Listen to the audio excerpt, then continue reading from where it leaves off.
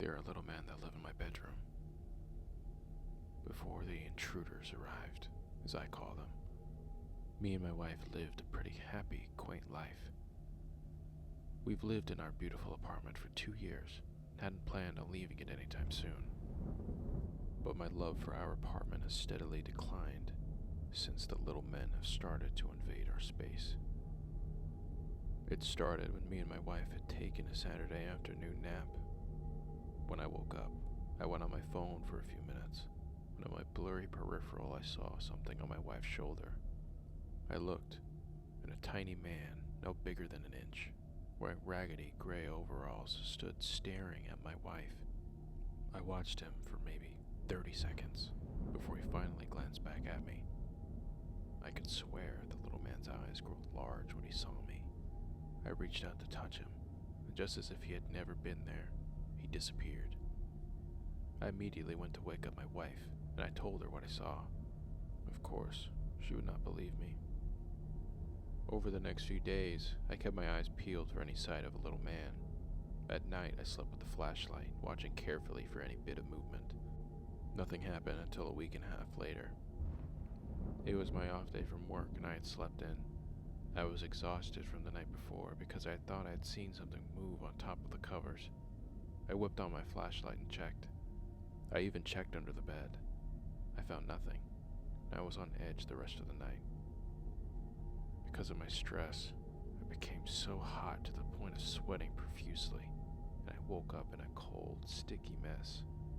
I was also thirsty after a night of sweating, so I walked to the kitchen for a glass of water, and I barely caught sight of him again. On the kitchen counter, he stood, snacking away on some left-out cherry pie. I decided to try and speak to him, but as soon as I stepped forward, he vanished yet again. I looked around the kitchen. Maybe if he was hungry enough, he would try and steal some more left-out food. I was correct. I saw him again, on meatloaf that had been sitting out for a few days. I wasn't going to let him escape again. I picked up my house shoe and slowly walked towards him. I slammed the shoe. I lifted the shoe, and all I could see was a tiny red spot. But again, it was meatloaf. There were red spots all over it. I should probably get rid of it, I thought to myself. I'll do it later. A thought came to me. Had I just killed someone? Am I a murderer? I started to gag till I threw up on top of the meatloaf. For a few minutes I stared at it. I didn't know what to do. There was evidence of a dead little person's remains, buried beneath vomit and meatloaf glaze. I decided to throw the meatloaf into a trash bag and then take it out to the dumpster. I didn't want my house smelling like a dead body. When I came back to the apartment, from the door, I immediately saw at least 5 more little men huddled over the cherry pie. Why didn't I throw that away with the meatloaf? They looked like they were conspiring together. They were probably angry at me for killing one of them. What if they told someone that I had killed one of them? What if somehow they were able to contact the authorities? I could not let that happen. I slowly and quietly took off my shoe. I raised it at the ready as I walked towards them. I got to the kitchen and rushed to slam down my shoe. I lifted my shoe, and it looked like I had gotten 2 or 3 of them. But now I had cherry pie all over me. Whatever, I thought. 2 little men had escaped, and I didn't see them anywhere in the kitchen. So I threw the cherry pie into a trash bag, and I left to go take it to the dumpster. Maybe without food around, the little man would finally leave us alone. When I came back, my door was open slightly. I'm certain I had closed it. I peeked inside, and 2 regular-sized men stood in the kitchen looking at the cherry pie splatters on the counter. They both wore police uniforms, and they both had their guns out. "What are you doing in my house?" I asked. They asked what was all over me. Oh no. The little man must have contacted them somehow and told them of my murders, but it was all a misunderstanding. Little men don't exist, do they? And if they did, they absolutely wouldn't abide by our laws. I couldn't actually be in trouble. Cherry cobbler, I said. Who is in your room? They asked me.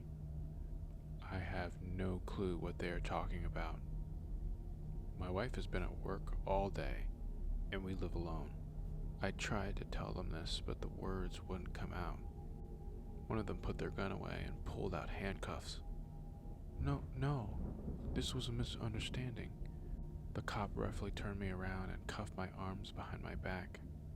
I'm sorry I had killed the little man, but what else could I do? Who could I have called to help me? They were intruding my house and stealing my food. I had to get rid of them. I tried explaining this to the cops, but they weren't listening. The cop that cuffed me roughly pushed me towards the bedroom.